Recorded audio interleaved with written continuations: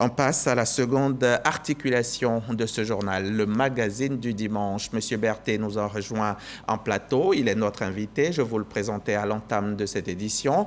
Membre donc de l'IGE, il y est inspecteur d'État en chef, chef du département des études, de la programmation et des statistiques. Monsieur Berthet, je vous invite à suivre cet élément vidéo. C'est Marie-Chantal Akandan qui nous le propose. Après, on revient pour que vous nous disiez tout sur l'institution. D'accord. L'inspection générale d'État a 62 ans. Les festivités de l'IGE ont démarré ce mardi 21 mars. Tous les acteurs de l'organe supérieur de contrôle d'inspection et de promotion de la bonne gouvernance sont au rendez-vous. L'heure est au bilan, en vue de tracer les sillons d'une inspection générale plus efficace et performante. De l'époque coloniale à maintenant, que de chemin parcouru. Il était donc bien que nous puissions marquer un temps d'arrêt pour à la fois regarder ce qui a été fait et se projeter dans l'avenir. L'autre objectif de cet événement vise à permettre à l'Inspection générale d'État de se faire découvrir et connaître par le grand public. Un bilan satisfaisant des acquis réalisés, mais l'IGE, dans sa dynamique de promotion de la bonne gouvernance, veut relever d'autres défis. La bonne gouvernance reste l'un des piliers essentiels du programme gouvernemental.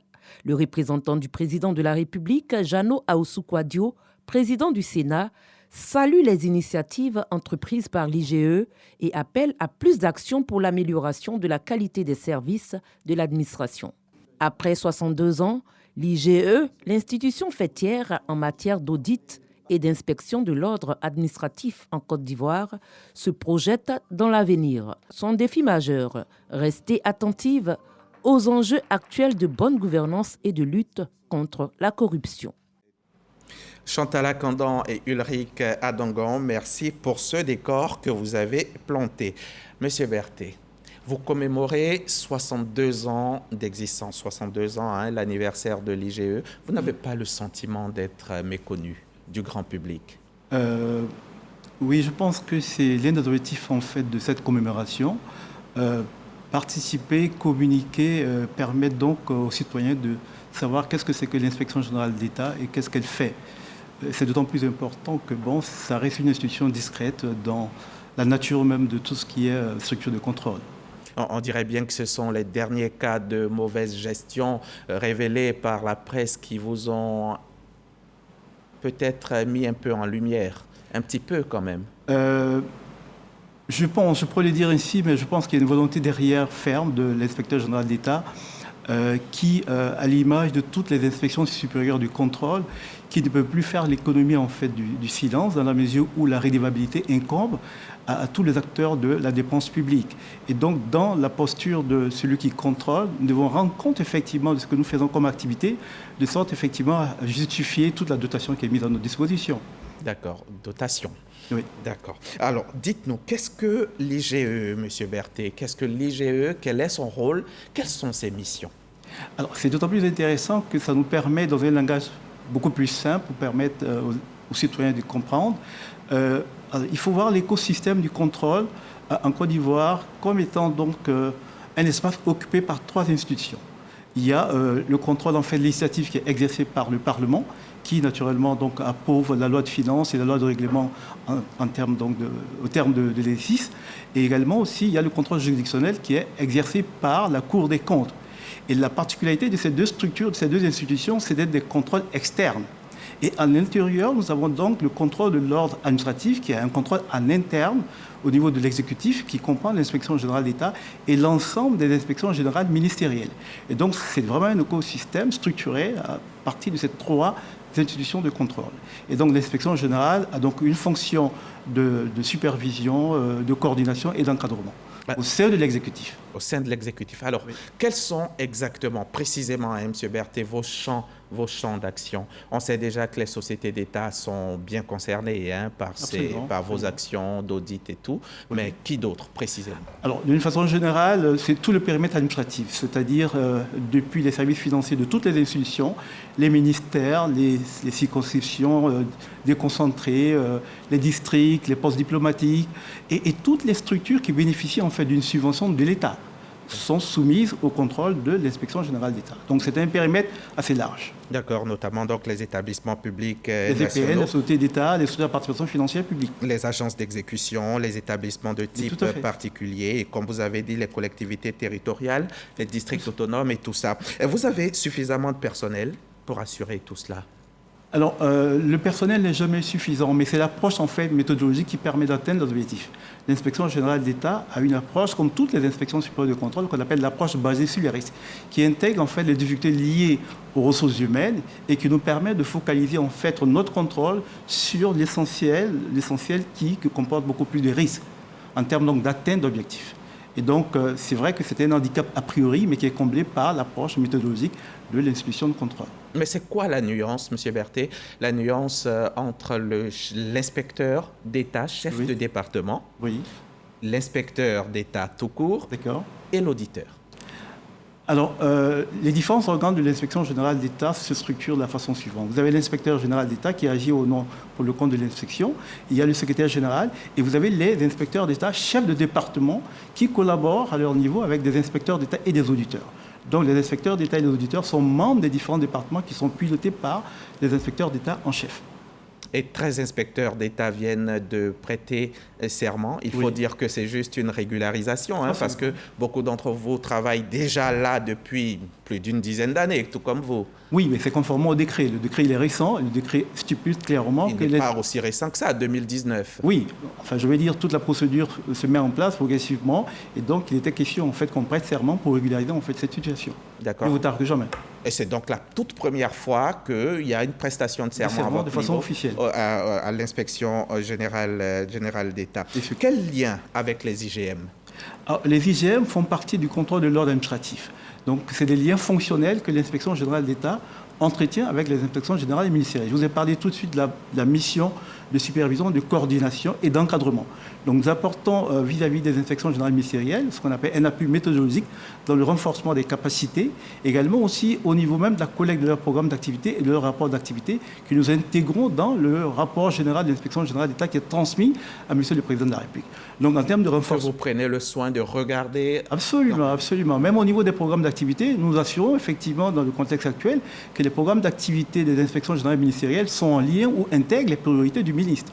Dans la mesure où en fait le ministre a une obligation en fin d'exercice de faire un rapport annuel de performance qui est transmis à la Cour des comptes et qui passe également, qui est validé par l'Assemblée nationale. Et vous, l'IGE, vous êtes rattaché directement au chef de l'État. Monsieur le Président de la République. En quoi c'est un avantage pour vous? Parce que l'ancrage institutionnel est un facteur d'efficacité au niveau des institutions de contrôle. Il est évident que si moi je dois contrôler quelqu'un que je suis en dessous de lui, c'est un handicap. Mais lorsque j'ai la possibilité d'avoir une position assez forte, j'ai la possibilité d'avoir donc un périmètre de contrôle assez large et avoir beaucoup plus d'autonomie et beaucoup plus de force pour pouvoir exercer en fait mon contrôle. Mais en quoi, d'aucuns penseront, d'aucuns trouveront, estimeront que c'est un peu ironique, en quoi c'est efficace de se contrôler soi-même? Vous faites partie de l'exécutif, vous êtes en plein cœur de l'exécutif et vous le contrôlez. Oui, d'accord. Le rattachement... L'objectivité? Non, on n'a pas de problème à ce niveau-là. Ce qu'il faut comprendre, c'est que c'est un peu à l'image... D'abord, c'est une exigence de bonne gouvernance. Et à l'image même du secteur privé, les entreprises disposent d'un commissaire aux comptes qui est un auditeur externe. Et en interne, il y a une fonction de contrôle qui est assumée par un auditeur interne. C'est une exigence de bonne gouvernance. Et donc, l'inspection générale de l'État, c'est l'auditeur interne de l'État, mais l'État également aussi a ses contrôleurs externes tels que la Cour des comptes. Donc c'est une exigence de bonne gouvernance. Ce que je juste ajouter pour vous dire qu'en fait, le positionnement hiérarchique, c'est une exigence en fait des normes de notre pratique, c'est-à-dire l'auditeur, c'est quelqu'un de compétent et indépendant.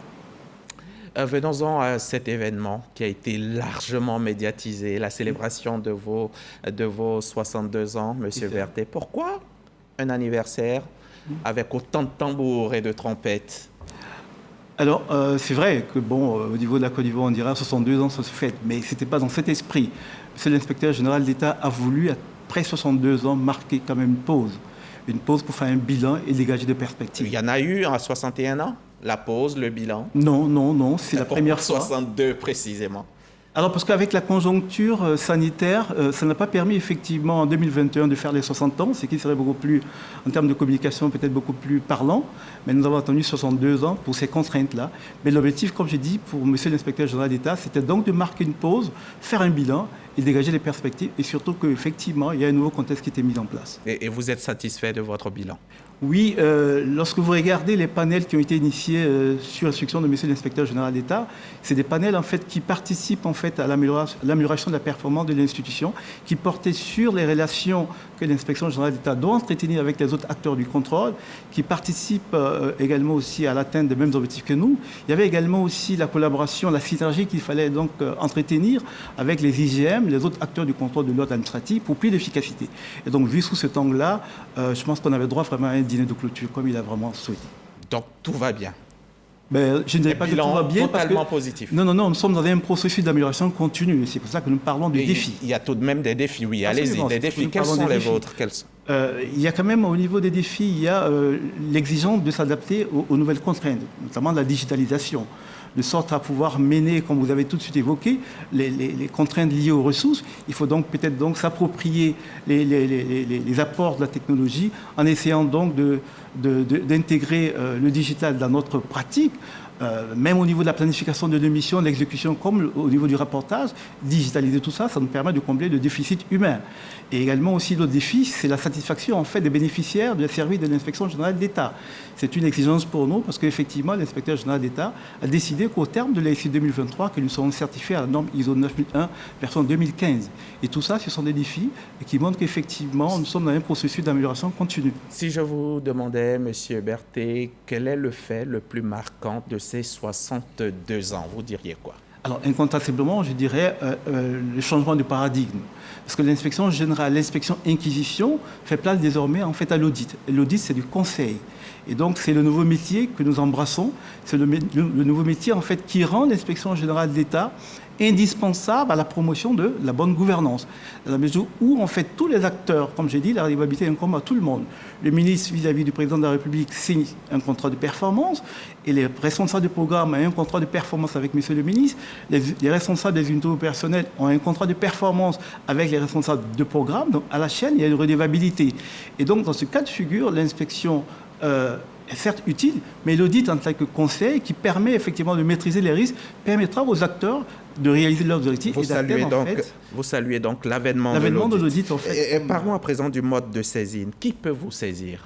Tout le monde peut nous saisir, mais déjà l'inspection générale d'État est instruite par monsieur le président de la République. Les autres peuvent nous saisir, notamment le Premier ministre, les ministres, mais surtout les citoyens. Dans la perspective de la communication. S'ils sont témoins d'actes délictueux, ils peuvent ou se de saisir faits, directement. mettant en cause en fait l'orthodoxie de la Comment ils procèdent? Mais c'est une saisine formelle que vous faites. Vous adressez un courrier à monsieur l'inspecteur général d'État en justifiant effectivement vos allégations. Et donc, il apprécie et il impute au département métier qui sied. Et cette multiplicité d'acteurs, on a la Haute Autorité pour la bonne gouvernance, on a le ministère de la promotion de la bonne gouvernance, la lutte contre la corruption, oui. On a aussi la Cour des comptes, hein, M. Berthet, ça ne fait pas beaucoup, vous ne marchez pas là-dessus? Non, rassurez-vous, on ne se marche pas du tout sur les pieds. Et c'était d'ailleurs un des thèmes du panel. Quelle synergie avec toutes ces structures de contrôle qui effectivement meublent l'espace. Et donc, comme j'ai dit, au terme donc de ce panel, les conclusions qui seront faites dans le cadre donc de la synergie entre tous les acteurs du contrôle, qu'ils soient internes et externes, seront appréciées par monsieur l'inspecteur général d'État. Mais ce que je peux vous dire, c'est que concernant tous ces acteurs, notamment la Haute Autorité pour la bonne gouvernance et le ministère de la promotion, la lutte contre la corruption et la bonne gouvernance, il y a des partenariats entre l'inspection générale d'État et ces structures-là qui ne peuvent pas faire de contrôle, mais qui, effectivement, saisissent l'inspection générale d'État au besoin pour mener des missions d'inspection. Mais ça m'amène tout de suite à vous demander, M. Berthet, malgré la présence de toutes ces instances, on a eu droit à une vague énorme de détournement de deniers publics. Bien que vous soyez là, vous êtes nombreux, mais bon, ça se passe quoi? Alors, je dirais qu'il n'y a pas de risque zéro. Mais ce qui est intéressant, c'est de coller en fait la performance de l'institution que nous sommes un peu aux performances en fait de la gouvernance actuelle. Quand vous prenez les indices de notation, notamment en termes de perception de la lutte contre la corruption, vous allez voir par exemple que Transparency International dit que la Côte d'Ivoire améliore son classement de 6 places en améliorant son score qui passe de 36 à 37 sur 100. Mais c'est dire que si effectivement les performances en termes de gouvernance sont reconnues, c'est bien parce qu'il y a une belle contribution en fait des acteurs du contrôle. Le contrôle, à la bonne gouvernance, c'est un peu comme l'air par rapport aux pneus. On retient donc qu'il n'y a pas de risque zéro. Il n'y a pas de risque zéro. Il y a quand même eu des sanctions administratives, judiciaires. Mais tout à fait, ce qui est intéressant, c'est de savoir que même les sanctions au niveau de l'administration sont encadrées par des textes. Il y a un décret des statuts de la fonction publique qui détermine la nature, les degrés de la sanction. Il y a les sanctions de premier degré, les sanctions de second degré, et même là, il y a des sanctions pénales qui interviennent lorsqu'on a des cas de prévarication. En fait, à quoi on a eu droit? À quel type de sanctions? Alors, je ne peux le dire dans la mesure où, en fait, le destinataire du rapport, c'est d'abord Monsieur le Président de la République, mais également aussi les ministres concernés. Donc, conformément au décret qui régit les sanctions, ils apprécient et ils appliquent les sanctions. Merci. Je vous en prie. Monsieur Berthet, Daouda Berthet, inspecteur d'État en chef, chef du département des études de la programmation et des statistiques à l'Inspection générale d'État. Je rappelle que vous êtes venu nous instruire sur le rôle véritable et les missions de votre institution. Institution qui a célébré il y a tout juste quelques jours son 62e anniversaire. Merci encore d'avoir été là. Bon retour chez vous. Merci d'avoir accepté notre invitation. Bon dimanche et bien de choses à l'inspecteur général d'État qui nous suit très certainement. Merci, je ne manquerai pas. Merci à vous, chers téléspectateurs. Merci de votre confiance. Mercredi, 13h, je serai encore chez vous, si vous le voulez bien.